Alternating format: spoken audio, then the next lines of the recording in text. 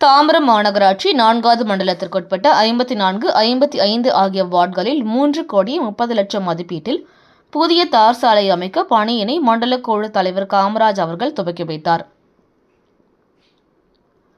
செங்கல்பட்டு மாவட்டம் தாம்பரம் மாநகராட்சி 4வது மண்டலத்திற்குட்பட்ட சமத்துவ பெரியார் நகரில் 54, 55 ஆகிய வார்டு பகுதியில் சாலை அமைத்து தர பொதுமக்கள் கோரிக்கையை ஏற்று தமிழ்நாடு நகர்ப்புற சாலை உட்கட்டமைப்பு மேம்பாட்டு நிதியின் கீழ் 3,30,00,000 மதிப்பீட்டில் நிதி ஒதுக்கீடு செய்து 25 தார் சாலைகள் அமைக்கும் பணிகளை தாம்பரம் மாநகராட்சி 4வது மண்டல குழு தலைவர் காமராஜ் அவர்கள் துவக்கி வைத்தார்.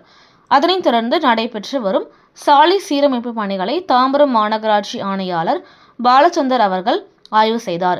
இந்த நிகழ்ச்சியில் மாமன்ற உறுப்பினர்கள் புகழேந்தி, பேச்சாளர் கருணாகரன், கழக நிர்வாகிகள், அரசு அதிகாரிகள், பொதுமக்கள் என ஏராளமானோர் கலந்து கொண்டனர்.